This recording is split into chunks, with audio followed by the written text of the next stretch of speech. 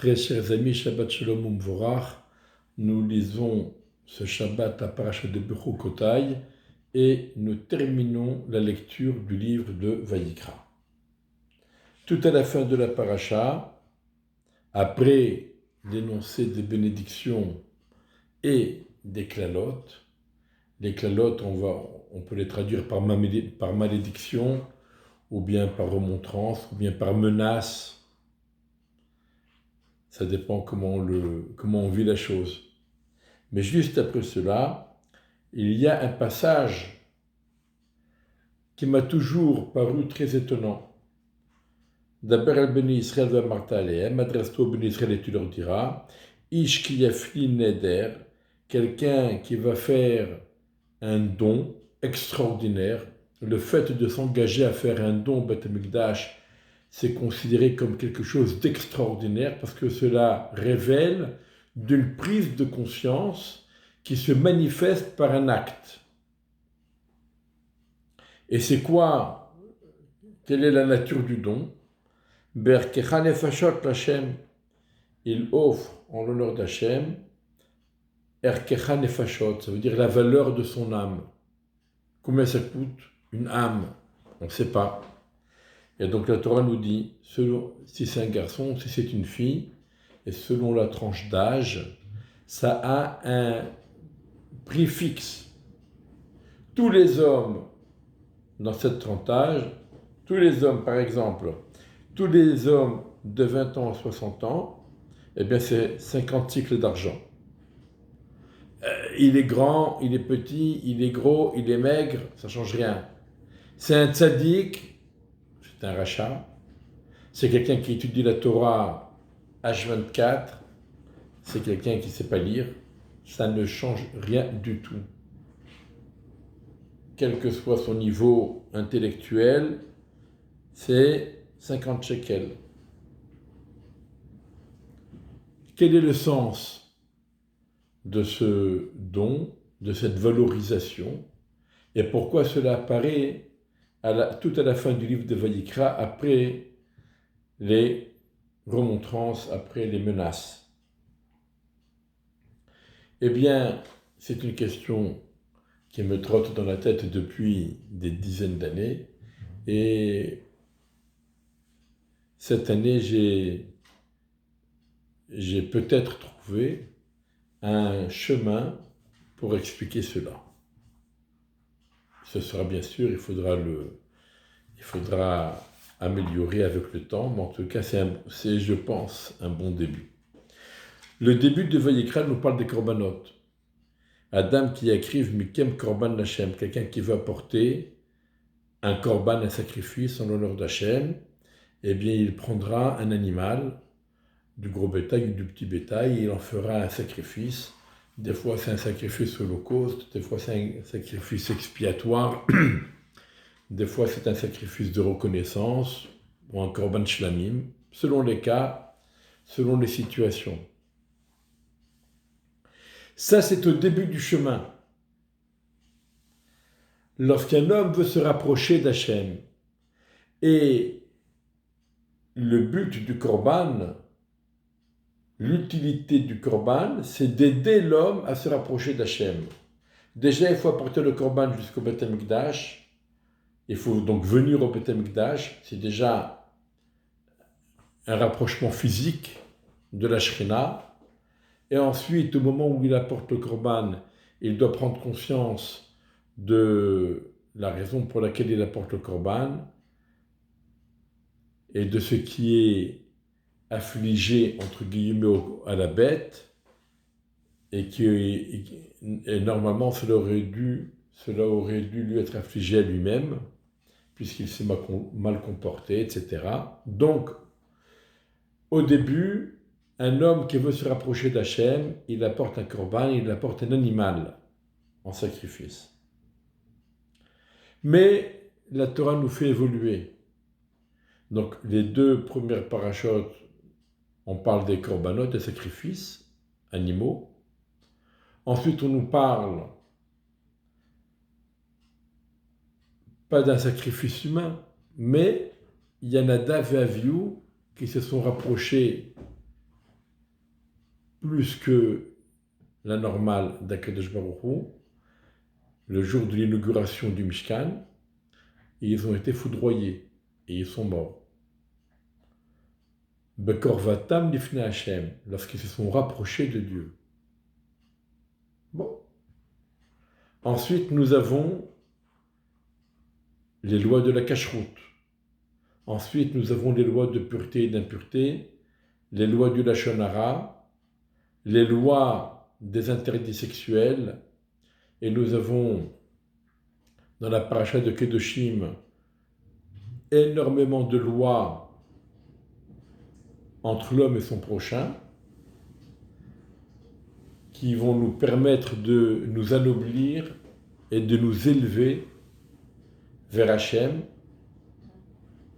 Ensuite, il y a les lois, les fêtes, qui sont des moments propices pour se rapprocher d'Hachem.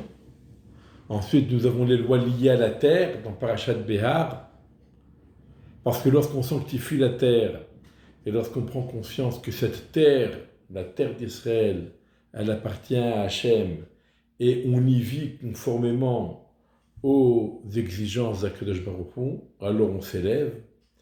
On s'élève parce qu'on accomplit les mitzvot, mais on s'élève aussi parce qu'on vit dans le palais céleste, dans le palais divin. Les Chachamim comparent Eretz Israël au palais de Dieu.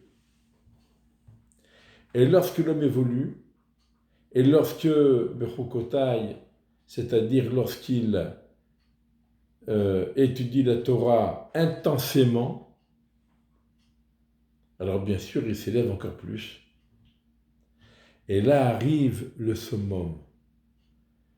Pour se rapprocher d'Hachem, il n'apporte plus un animal en sacrifice, mais il se sacrifie lui-même, il se donne à Hachem. Le fait de dire « Erki alay »,« Erer », il y a deux façons de faire un don. On peut dire « j'offre en don ma valeur ». Qu'est-ce que veut dire ma valeur ? Ce que je vaux, si on allait me vendre en esclave, au marché des esclaves, combien on aurait payé pour moi, selon mon gabarit, selon mon savoir-faire, mes capacités. Eh bien, lui c'est 100 euros, lui c'est 1000 euros, lui c'est 10 000 euros, chacun selon ce qu'il est. Mais ça, c'est le koarsus. Le koarsus, ça veut dire, dans une voiture, vous avez combien de chevaux. Ici aussi, ça veut dire la force matérielle, la valeur matérielle de l'homme. Et ça dépend de chacun. Parce qu'on peut l'estimer. Par contre, RR, c'est la valeur spirituelle de l'homme. C'est ce qui se dégage de sa neshama. Et ça, personne ne peut l'estimer. Aucun être humain ne peut estimer la valeur spirituelle d'un homme. Mieux que cela, on est tous égaux. On a tous une neshama. Et quoi qu'on fasse, nos actions ne nuisent pas et ne dévalorisent pas notre neshama. Shechora ani venava benot Yerushalayim. Dans Shir HaShirim, on le dit, je suis noirci, mais je suis noirci par le soleil. Mais à l'intérieur, je suis resté belle. Ma neshama, elle est restée intacte, elle est restée pure. Et donc, puisque nous sommes tous égaux au niveau de la neshama, alors on peut comprendre, malgré tout, qu'avant 20 ans, selon le tribunal céleste, on n'est pas tenu à... On n'est pas condamnable, on n'est pas tenu pour responsable de ce qu'on fait. Et après 20 ans, on l'est. Il y a l'âge de la bar mitzvah où on a l'obligation d'accomplir les mitzvot. Et avant la bar mitzvah, il y a différentes tranches d'âge qui marque l'évolution de l'homme. Et donc on peut comprendre que selon la tranche d'âge, on paye plus ou on paye moins. Mais tout le monde c'est la même chose, parce que tout le monde a la même neshama et tout le monde est soumis aux mêmes règles. Et quand bien même de notre vivant on peut malheureusement commettre des bêtises, mais cela ne salit pas notre neshama, cela n'atteint pas notre neshama. C'est pourquoi quand on dit Damai alay, ce que je vaux, je le paye au Beth Amikdash. Alors là, ça va dépendre de la valeur marchande de la personne en tant qu'esclave, et ça dépend de chacun. Mais quelqu'un qui dit Erki alay, RR, c'est une valeur spirituelle. C'est comme dans un bijou, vous avez la valeur de l'or au poids, mais il y a aussi la valeur du bijou tel qu'il a été travaillé par l'orfèvre. Et des fois, au poids de l'or, ça va coûter 100 ou 200 euros, mais le bijou lui-même, quand on le vend, parce que c'est une pièce magnifique, eh bien, il va coûter 2000 ou 3000 euros. Et ça n'a rien à voir. Donc ici aussi, c'est ça RR.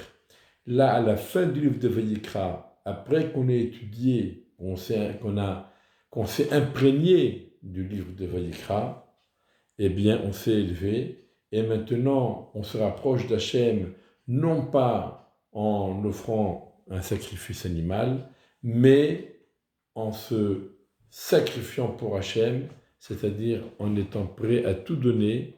Ve'afta et Hachem Elokecha, tu aimeras Kadosh Baruch Hu, bechol levavcha, ufchol nafshecha, ufchol moodecha, de tout ton cœur, ça veut dire avec le Yetzer Hatov et le Yetzer Hara, ufchol nafshecha, de toute ton âme, c'est-à-dire on est prêt à donner sa vie, à sacrifier sa vie, à sacrifier son âme, à rendre son âme à Kadosh Baruch Hu qui nous l'a donné, ufchol moodecha, avec ce que nous avons de plus cher, ce que nous tenons au plus, et bien on est prêt à le donner pour Akadosh Baruch Hu. C'est ça, Erki Alay, et ça marque l'aboutissement de l'homme qui a bien étudié le livre de Vayikra, qui s'en est imprégné et qui s'est élevé avec cette étude. C'est un début de compréhension. Bien sûr, il faut approfondir un peu plus, et c'est aussi une préparation à la fête de Shavuot, lorsque nous dirons Naase Venishma. Nous ferons, nous agirons, Venishma, et nous étudierons le corps et la Neshama. Shabbat Shalom Vorach, Chazak Chazak Venitrazek.